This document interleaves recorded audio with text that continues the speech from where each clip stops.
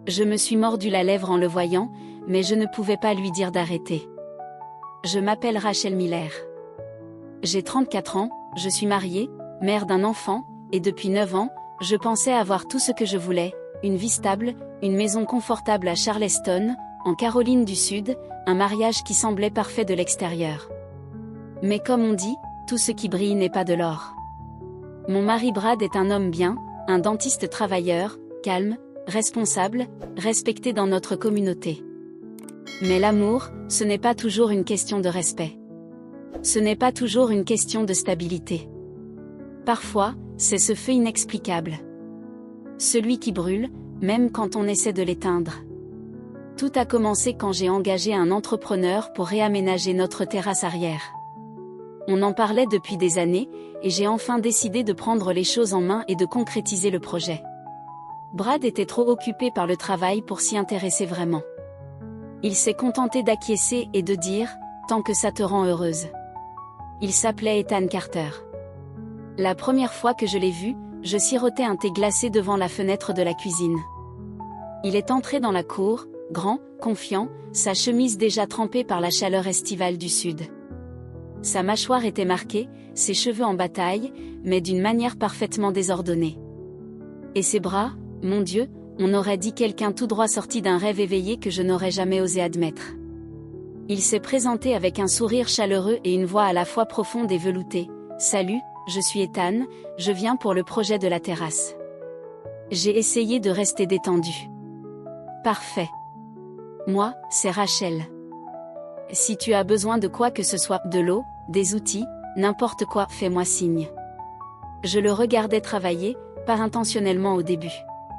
Mais chaque fois que je passais près d'une fenêtre ou que je sortais, mes yeux se posaient sur lui. Il était concentré, gentil, drôle à sa manière. Il riait de lui-même quand quelque chose tournait mal, et faisait des blagues sur le fait d'avoir besoin d'une troisième main pour tenir le niveau. Il me faisait me sentir vue. Pas comme Brad, qui avait commencé à me voir davantage comme une colocataire que comme une épouse. Un jour, alors que je lui apportais de la limonade, nos doigts se sont effleurés une seconde. Mais j'ai ressenti comme une étincelle sous ma peau. Je me suis mordu la lèvre, troublée. Il l'a remarqué. « Ça va ?» m'a-t-il demandé, en me regardant droit dans les yeux, comme s'il pouvait lire tout ce que j'essayais de cacher. « Oui, c'est juste qu'il fait chaud aujourd'hui. » Il a hoché la tête. Mais il y avait quelque chose dans son regard. Quelque chose qui m'a fait me sentir plus vivante, en une fraction de seconde, que je ne l'avais été depuis des mois. Ce soir-là, Brad est encore rentré tard. Il n'a pas remarqué les nouveaux carreaux de la terrasse ni les fleurs fraîches que j'avais plantées. On a mangé des restes de pâtes en silence, assis face à face. J'avais envie de hurler. J'avais envie de pleurer. Mais à la place, j'ai nettoyé et je suis allée me coucher seule. Le lendemain, Ethan est resté tard pour finir l'installation des lumières. Nous étions seuls, sous la douce lueur des lampes du jardin. Je lui ai apporté de l'eau, mais nous sommes restés là, silencieux, un moment, à contempler la transformation. « Tu as fait un travail magnifique », ai-je dit doucement. « C'est seulement parce que quelqu'un y a cru », a-t-il répondu, sans regarder les lumières, mais en me regardant moi. Mon cœur battait à tout rompre. J'aurais dû reculer. J'aurais dû lui dire au revoir. À la place, je me suis mordu la lèvre. Il l'a remarqué, encore une fois. Cette fois, il a tendu la main et a remis en place une mèche de cheveux derrière mon oreille. Mon corps s'est figé. Mon souffle s'est bloqué, mais je ne me suis pas reculé. Je n'ai rien dit. Je ne l'ai pas arrêté. Sa main est restée contre ma joue. Ses yeux cherchaient les miens, demandant une permission que je n'aurais jamais dû accorder. Puis, il m'a embrassée. Ce n'était pas précipité. Ce n'était pas sauvage. C'était lent, douloureux, chargé d'émotions. Comme deux personnes qui attendaient quelque chose sans savoir qu'elles en avaient besoin. Je ne l'ai pas arrêté. Je ne pouvais pas. Le baiser a duré quelques secondes, peut-être des minutes. Je ne saurais dire. Mais quand il s'est terminé, je me suis sentie à la fois comblée et vide. « Je suis désolée », a-t-il murmuré en reculant. Mais moi, je ne l'étais pas. pas complètement. Les jours suivants, je l'ai évité. Je suis restée à l'intérieur. Je laissais la limonade sur la table et je l'observais derrière les rideaux. J'avais peur de ce qui pourrait se passer si nous nous retrouvions à nouveau seuls. Mais le destin se moque des intentions. Le dernier jour du projet, je suis sortie pour le remercier, lui dire au revoir, faire semblant que tout avait été normal entre nous. « Rachel » a-t-il dit en s'approchant. « Est-ce que ça signifiait quelque chose pour toi ?» Je n'ai pas répondu.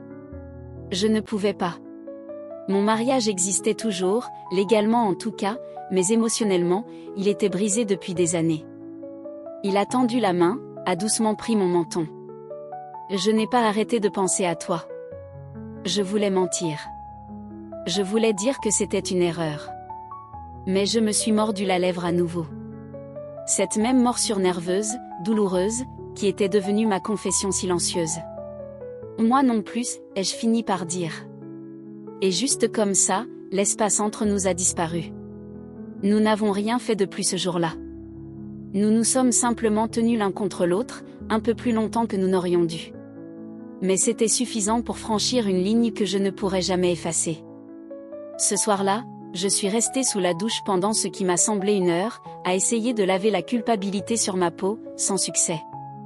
J'ai fixé mon reflet et je me suis demandé qui j'étais devenue.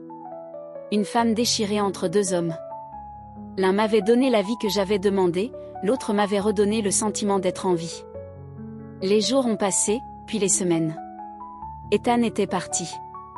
La cour était terminée, mais les souvenirs hantaient chaque recoin. Brad a finalement remarqué le changement en moi. Il a commencé à poser des questions, à essayer de se reconnecter. Peut-être qu'il ressentait quelque chose.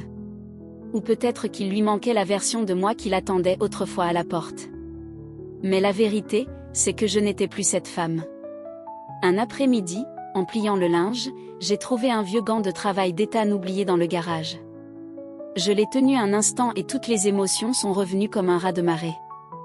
La culpabilité, le désir, cette douleur silencieuse que j'essayais si fort d'enterrer. J'ai voulu l'appeler, mais je ne l'ai pas fait. À la place, j'ai commencé une thérapie, seule. Je n'ai pas dit à Brad ce qui s'était passé.